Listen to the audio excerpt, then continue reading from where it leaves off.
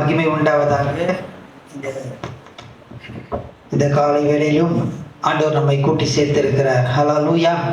காலைதோறும் அவருடைய கிருபை நமக்கு புதிதாக இருக்கிறபடினாலே, இந்த புதிய கிருபையினாலே தேவன் ஒவ்வொரு நாளும் நம்மை நிரப்ப ஒரு வல்லவராக இருக்கிறார். ஹல்லேலூயா. கர்த்தர் நல்லவர். இந்த நாளிலும் கூட ரோமருக்கு எழுதின நிருபம் 15ஆம் அதிகாரத்தினுடைய முதல் 7 வசனங்களை நாம் தியானிக்கலாம். ரோமருக்கு எழுதின நிருபம் 15ஆம் அதிகாரத்தினுடைய முதல் 7 வசனங்கள். அதற்கு ஆதாரமாக முதல் 2 வசனங்களை நாம் வாசிக்கலாம். பலம் உள்ளவர்களாகிய நாம் நமக்கே பிரியமாய் நடவாமல் பலவீனருடைய பலவீனங்களை தாங்க வேண்டும். நம்மில் ஒவ்வொருவனும் பிறனுடைய பக்தி விருத்திக்கு ஏதுவான நன்மை உண்டாகும்படி அவனுக்கு பிரியமாய் நடக்க கடவன். பிரியமாய் நடக்க கடவன். இந்த 14ஆம் அதிகாரத்தினுடைய 14ஆம் அதிகாரத்திலும் 15ஆம் அதிகாரத்தினுடைய துவக்கத்திலையும் நாம் பார்க்கிறதான காரியம் என்னவென்றால், கிறிஸ்தவர்கள் கருத்து வேறுபடும் போது நாம் செய்ய வேண்டிய காரியம் என்ன என்பதை குறித்து தேவ ஆவியானவர் பரிசுத்த பவுல் மூலமாக சொல்லுகிறதை நாம் பார்க்கிறோம். குறிப்பாக கருத்து வேறுபாடு சபையிலே உடன் விசுவாசிகளோடு நமக்கு கருத்து வேறுபாடு இருக்கும்போது நாம் என்ன செய்ய வேண்டும் என்பதை குறித்து இந்த 14ஆம் அதிகாரத்திலே நாம் பார்த்த காரியங்கள் நமக்கு ஞாபகத்தில் இருக்கும். அல்லது உடை உடுத்தும் போது, சாப்பிடும் போது, பண்டிகையை ஆசரிக்கும் போது, இப்படி ஒவ்வொருவருக்கும் ஒவ்வொரு கருத்து இருக்கும். ஒவ்வொருவர் ஒரு காரியங்களை செய்வார்கள். அப்படி செய்யும் போது நாம் என்ன செய்ய வேண்டும் என்றால், அவர்களை நாம் ஏற்றுக்கொள்ள வேண்டும். முதலாவது நாம் பார்த்தோம். இரண்டாவதாக நாம் பார்த்தோம், பக்தி விருத்தியை உண்டாக்க வேண்டும் என்று பார்த்தோம். இந்த பகுதியிலே மூன்றாவதாக, அப்படி கிறிஸ்தவர்கள் குறிப்பாக சபையிலே கருத்து வேறுபாடு ஏற்படும் போது நாம் என்ன செய்ய வேண்டும் என்றால், பிரியமாக ஒருவரை ஒருவர் பிரியப்படுத்த வேண்டும். முதலாம் வசனத்தில் நாம் பார்க்கிறோம், நாம் நமக்கே பிரியமாய் நடவாமல். எனக்கு ஒரு கருத்து இருக்கும், எனக்கு ஒரு பழக்கம் இருக்கும், எனக்கு ஒரு நான் ஆசரித்ததான ஒரு முறைமை இருக்கும். அதிலிருந்து நான் ரட்சிக்கப்பட்டு சபைக்கு வந்திருக்கிறேன். நான் என்னுடைய கருத்துக்களையோ என்னுடைய பழக்க வழக்கங்களையோ மற்றவர்கள் மேல திணிக்காம, குறிப்பாக பலவீனர் மேலே நான் திணிக்காதபடிக்கு அவர்களுக்கு பிரியமாக நான் நடந்து கொள்ள வேண்டும். அதுதான் இங்க சொல்லப்படுது, பிரியமாக நடந்து கொள்ள வேண்டும். இப்ப ஒருவருக்கு ஒருவர் நாம் எப்படி பிரியமாக நடந்து கொள்ள முடியும்? அப்படி நடந்து கொள்வது கொஞ்சம் கடினமான காரியம். அதற்கு எப்படி நாம் நடந்து கொள்ள முடியும் என்றால், அங்கே ஒரு உதாரணத்தை நாம் பார்க்கிறோம்.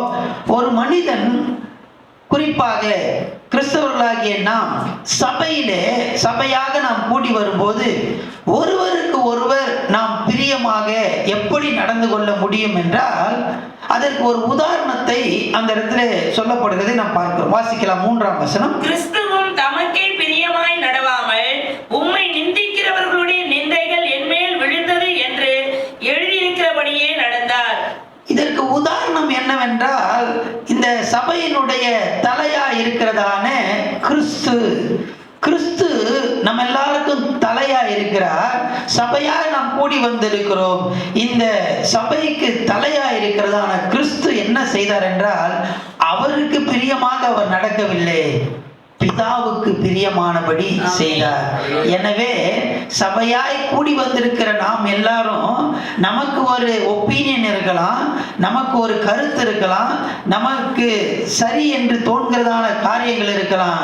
ஆனா அது எல்லாத்தையும் விட்டு மற்றவர்களுக்கு பிரியமாக நாம் நடந்து கொள்ள வேண்டியது அவசியம். காரணம் என்னவென்றால், இயேசு அதை செய்தார். ஹல்லேலூயா. வாசிக்கலாம் மத்தேயு எழுதின சுவிசேஷம் 20ஆம் அதிகாரம் 28ஆம் வசனம்.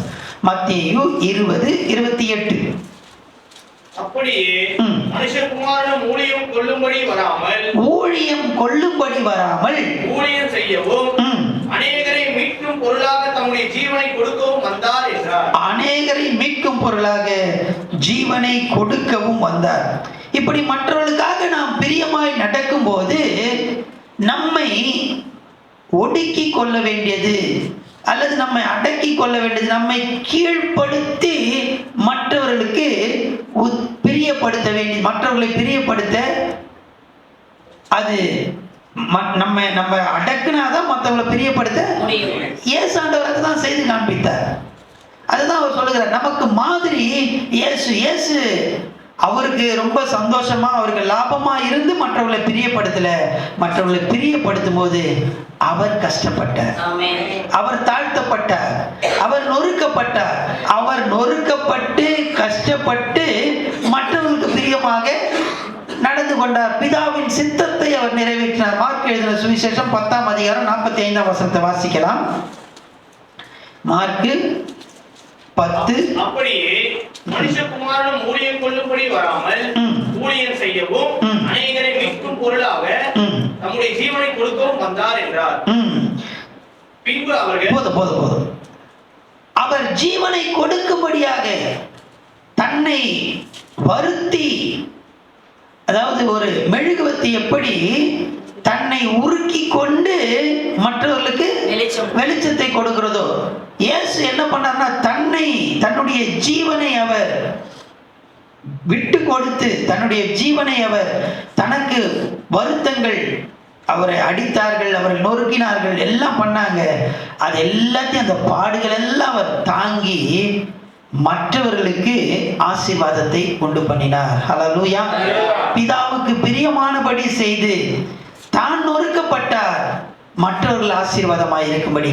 அதே போலதான் நாமும் கூட என்ன செய்ய வேண்டும் என்றால், மற்றவர்களுக்கு பிரியமா நடக்கும் போது நமக்கு அது சந்தோஷமா இருக்காது, கஷ்டமா தான் இருக்கும். ஆனாலும் நம்ம என்ன பண்ணணும்னா, அதுக்கு மாதிரி இயேசு கிறிஸ்து எப்படி வாழ்ந்தார், எப்படி நடந்தார் என்றால், தனக்கு பிரியமாய் நடக்கல, மற்றவர்களுக்கு பிரியமாக தன்னுடைய வாழ்க்கையை அவர் அடிமையாக்கினார், தாழ்த்தினார். காரணம் என்னவென்றால், மற்றவர்களை பிரியப்படுத்தும், மற்றவர்கள் ஆசீர்வாதமாக இருக்கும்படியாக. இன்னொரு வசனத்தை வாசிக்கலாம். 1 கொரிந்தியர் புத்தகம் 10:33. 1 கொரிந்தியர் 10:33. நீங்களும் யூதருக்கும் கிரேக்கருக்கும் தேவனுடைய சபைக்கு இடரல் அற்றவர்களாய் இருங்கள். இடரல் அற்றவர்களாக இருங்கள். நீங்க உங்களுக்கே நீங்க பிரியமா நடக்கிறதுனால நடக்கிற காரியம்னா, மற்றவங்க என்ன பண்றாங்க, இடறி போகிறாங்க. நீங்க என்ன பண்ணுங்கன்னா, மற்றவர்களுக்கு இடர் இல்லாம நடங்க. ஒருத்தர் சபைக்கு வராரு, அவர் சபைக்கு வந்துட்டாருன்றது எல்லாருக்கும், முன்னாடி இருக்கிறவங்களுக்கு பின்னாடி இருக்கிற எல்லாருக்குமே தெரியுது. எப்படி தெரியுது அப்படின்னா, அவர் போட்டுன்னு வர சென்ட், அவருக்கு சென்ட் அடிச்சுட்டு வர்றாரு பாருங்க, முன்னாடி இருக்கிறவங்களுக்கே தெரியுது, வந்துட்டாருங்க அவரு அப்படின்னு சொல்லி. ஸோ இப்போ என்ன அப்படின்னா, அது நமக்கு கஷ்டமா இருந்தாலும் ஒருத்தர் என்ன சொல்றாரு, நீங்க சென்ட் அடிச்சுட்டு வந்து எனக்கு என்னது அலர்ஜியா இருக்கு, எனக்கு தும்பலா வருது அப்படின்ற. இப்போ என்ன பண்றது அப்படின்னா, கிறிஸ்து என்ன பண்ணார்னா, தனக்கு பிரியமா நடக்கல, அதனால அதை சகித்து மற்றவர்களுக்கு ஆசீர்வாதமா இருந்தார். அது போல நமக்கு அது பிடிக்காம இருக்கலாம், அதனால சென்ட் அடிக்கிறது தப்புன்னு நான் சொல்ல வரல, அது உங்களுடைய விருப்பம். என்னன்னா, உங்களுக்கு ஒரு வேளை அது இடரலா இருந்தாலும் மற்றவர்களை நாம் பிரியப்படுத்த வேண்டும். நம்ம சபையாக கூடி வரும்போது அது இடரலை உண்டு பண்ணக்கூடாது. நீங்க போயிட்டு இதெல்லாம் நீங்க பண்ணக்கூடாது அப்படின்னு சொல்லாம, இடரலாக இல்லாமல் ஒழுங்கு தேவை. சபையில எல்லாமே நல்லொழுக்கமும் கிரமமாக செய்யப்பட வேண்டியது அவசியம். ஆனால் நான் ஒழுக்கத்தை செய்யறேன், எல்லாத்தையும் சரி செய்யறேன் அப்படின்னு சொல்லிட்டு மற்றவர்களுக்கு இடரலாக மாற கூடாது.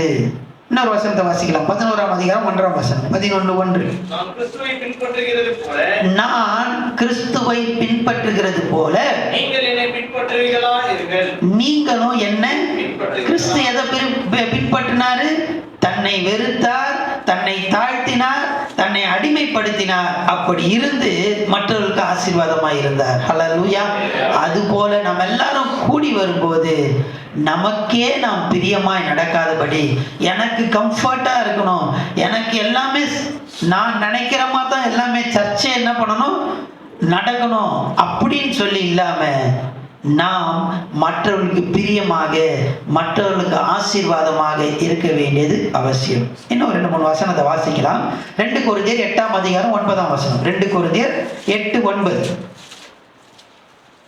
நம்முடைய கர்த்தராகிய இயேசு கிறிஸ்துவின் கிருபையை அறிந்திருக்கிறீர்களே, அவர் ஐஸ்வர்யம் உள்ளவராயிருந்தும் நீங்கள் அவருடைய தந்திரத்தினாலே ஐஸ்வர்யமாகும்படிக்கு உங்கள் நிமித்தம் தரித்திரரானாரே. பாருங்க, அவர் ஐஸ்வர்யவான் தான். சபையில நிறைய பேர் இருப்பாங்க, அதுல சில பேர் பலவான்களா இருப்பாங்க. அப்படி பலவான்களா இருந்தாலும் நம்ம என்ன பண்ணணும், பலவீனரை நம்ம என்ன பண்ணக்கூடாது, ஒடுக்க கூடாது. அதுதான் நேற்றைய தினத்துல நம்ம பார்த்தோம். நான் சொல்றது என்ன பண்ணணும், நீங்க கேட்கணும். இல்ல, நேற்றைய தினத்துல எங்க வீட்டுக்கு ஒருத்தர் வந்தார். அவர் யாருன்னு சொன்னா எங்க சர்ச்சினுடைய வர்ஷிப் லீடர். அவர் தான் பாட்டு பாடுறது. என் பிள்ளைங்கிட்ட நான் அடிக்கடி சொல்லுவேன், அவர் சாதாரணமா இருப்பார். யார்கிட்ட சொல்லுவேன், அவர் வந்து சாதாரணமா நீ என்ன பண்ணாது நினைக்காது, அவர் வந்து ஒரு சயின்டிஸ்ட். அது ஏரோஸ்பேஸ் சயின்டிஸ்ட். அவர் அப்படி இருக்கிறதுனால நீ என்ன பண்ணக்கூடாது, அவர் ஒரு நாளும் எந்த ஒரு காரியத்தை என்ன பண்ண மாட்டாரு, சொல்ல மாட்டார். ரொம்ப சாதாரணமா இருப்பார். இன்னைக்கு நிறைய பேர் என்ன யோசிக்கிறாங்கன்னா, நான் சாதாரணமா இருக்கிறதுனால எனக்கு என்ன இல்லை, மதிப்பே இருக்க மாட்டுது. யாரும் என்ன பண்றாங்க, மதிக்க மாட்டாங்க. இல்லப்பா, நீ ஐஸ்வர்யனாவே இரு, ஆனா நீ எப்படி இருக்கணும், மற்றவர்களுக்கு பிரியமாக. இயேசு ஐஸ்வர்யவானா இருந்தார், ஆனா அவர் ஐஸ்வர்யவானா இல்லை, தரித்திரனாக என்ன பண்ணாரு, தன்னை காண்பித்தார். நம்ம எல்லாரும் கூடி வருகிறதான நேரத்துல கிறிஸ்துவை போல நாம் இருக்க வேண்டும். கிறிஸ்து தன்னை தாழ்த்தி மற்றவர்களுக்கு ஆசீர்வாதமா இருந்தார். மற்றவர்களை நாம் பிரியப்படுத்த வேண்டியது அவசியமாய் காணப்படுகிறது. பிலிப்பியர் 2ஆம் அதிகாரம் 5-8 வசனங்கள். கிறிஸ்து இயேசுவினுடைய சிந்தையே உங்களிடம் இருக்க கடவுது. அவர் தேவனுடைய ரூபமாய் இருந்தும் தேவனுக்கு சமமாய் இருப்பதை அப்படின்னு தமிழ்ல போடப்பட்டிருக்கு. ஆனா சரியா சொல்லணும்னு சொன்னா, அவர் தேவனாகவே இருந்தார். தேவனுக்கு சமமா இல்ல, அவரு தேவனாகவே இருந்தார். சமமாய் இருப்பதை கொள்ளையாடின பொருளாக எண்ணாமல் தம்மை தாமே வெறுமையாக்கி, அவர் தேவனாய் இருப்பதை கொள்ளையாடின பொருளாக எண்ணாமல் தம்மை தாமே வெறுமையாக்கி அடிமையின் ரூபம் எடுத்து மனுஷர் சாயலானார். எப்படி பாருங்க, அவர் தேவனாய் இருந்தார், அதை கொள்ளையாடின பொருளாக எண்ணாமல் தம்மை தாமே தாழ்த்தி அடிமையின் ரூபம் எடுத்து மனுஷ சாயலாக வந்தார். கிறிஸ்துவை பின்பற்றுங்கள், நீங்கள் கிறிஸ்துவை பின்பற்றுங்க அப்படின்னு சொல்லிட்டு அவர் சொல்றாரு. கிறிஸ்து எப்படி இருந்தார்னா, அவர் தேவனாய் இருப்பதை கொள்ளையாடின பொருளாக எண்ணாமல் தம்மை தாமே தாழ்த்தினார். அப்படி செய்யும் போது நாம் மற்றவர்களை பிரியப்படுத்த முடியும். இங்க நம்ம வாசித்ததான இந்த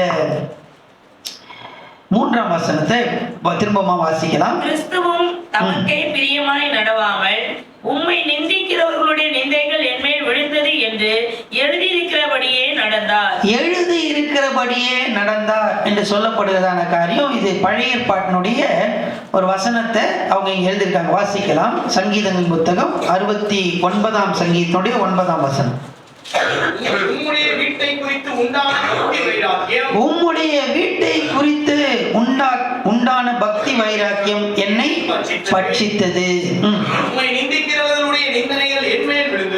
இந்த வசனத்தை தான் எடுத்து என்ன பண்ணிருக்காங்க, அங்க பரிசுத்த பவுல் எழுதியிருக்கிறார் 15:3.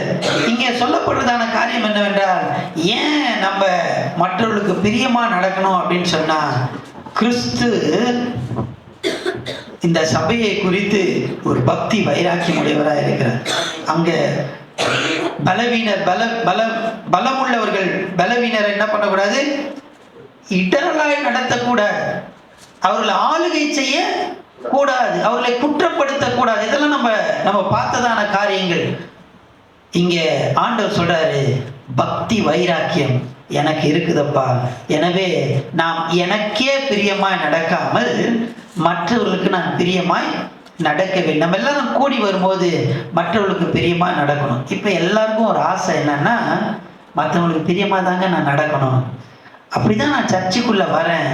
வந்ததும் பாருங்க, அவங்க பாட்டு புக்கை எடுத்து அப்படி வைக்கிறாங்களா, எனக்குள்ள என்ன ஆயிடுது, ஒரு டென்ஷன் ஆயிடுதுங்க. அந்த பாட்டு புக்கு அவங்க பிடிக்கிற ஸ்டைலு இப்படிதான் பண்ணணும் பாருங்க. அவங்க பலவீனர், அவங்க அப்படிதான் என்ன பண்ணுவாங்க. இப்போ அதுக்கு என்ன தேவை? நானும் கிறிஸ்துவ போல மாறணும், கிறிஸ்துவ வெளிப்படுத்தணும், அப்படிதான் சர்ச்சைக்கு வரேன் எல்லாம் பண்ணும்போது திடீர்னு என்ன ஆயிடுதுன்னா, எனக்குள்ளே என்ன ஆயிடுது, சர்ச்சில் நடக்கிறதெல்லாம் பார்த்து அந்த சிஸ்டர் வந்து என் பக்கத்தில் உட்கார்றாங்களே, அதை பார்த்தாலே எனக்கு என்ன ஆயிடுது,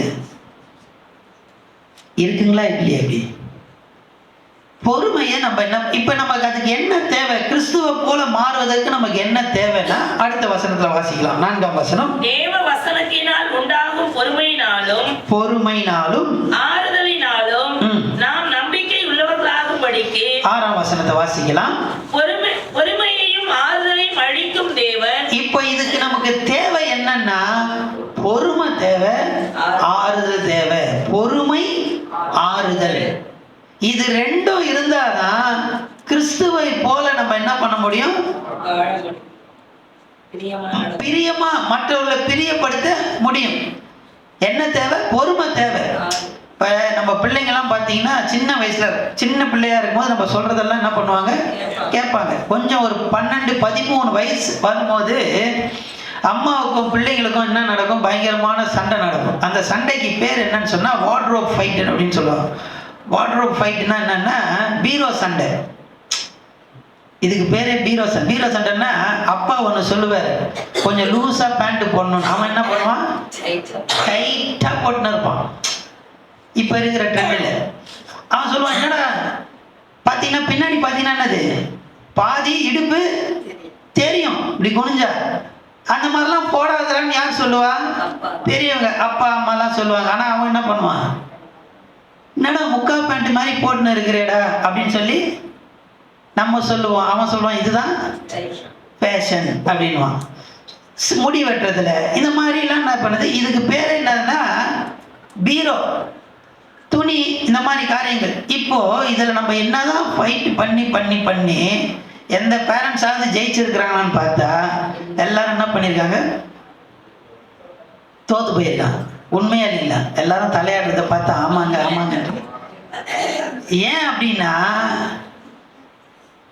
நம்ம என்ன பண்றோம், அந்த ஃபைட்ல தோத்து போகும்போது நம்ம எப்படி என்ன பண்றோம், பொறுமையா இருந்துடும். சே நம்ம பையன் தான், சரி இதெல்லாம் பண்ணிட்டு ஒரு நாள் என்ன பண்ணுவான், திரும்பவும் வந்துடுவான் என் வழிக்கு அப்படின்னு சொல்லிட்டு என்ன பண்றோம். அது மாதிரி தான் சபைக்கு எல்லாம் கூடி வரும்போது நம்ம என்ன பண்ணணும்னா, பொறுமை நமக்கு ரொம்ப அவசியம்.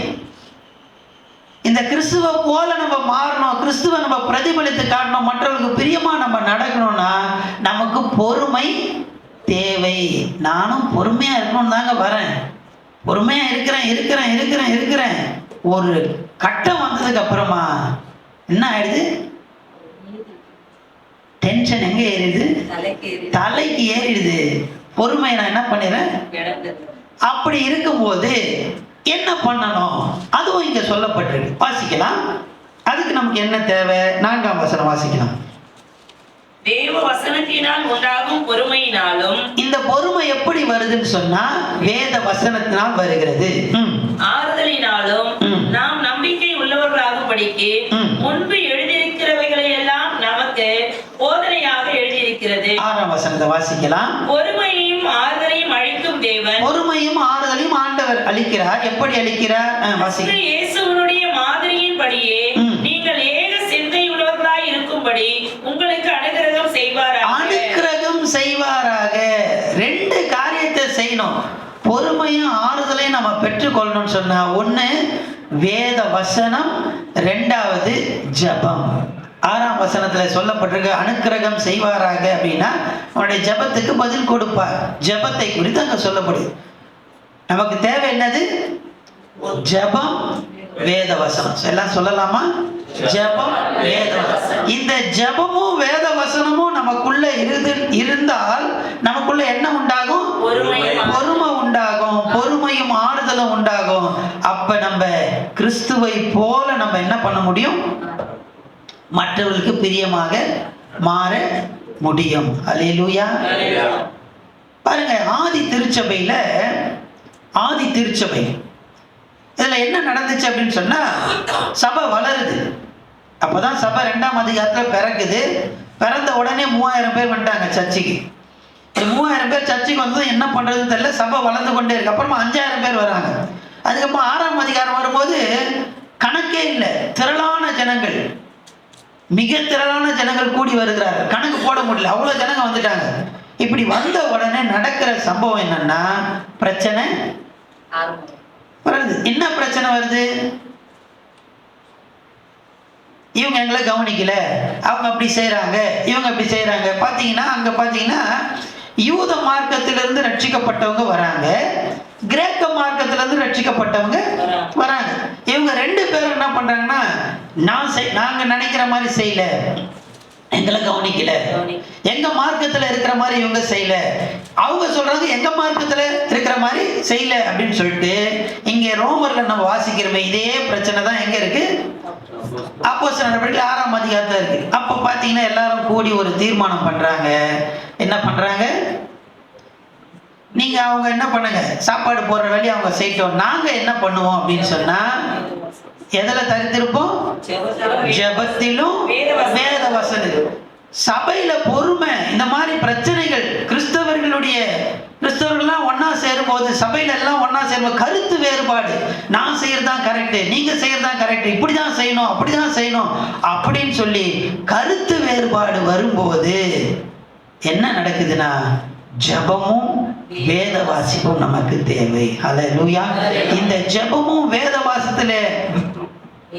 வாசிப்பிலே நம்ம தரித்து இருக்கும் போது அங்கு இது மாதிரி பிரச்சனைகள் எல்லாம் என்ன பண்ணுது?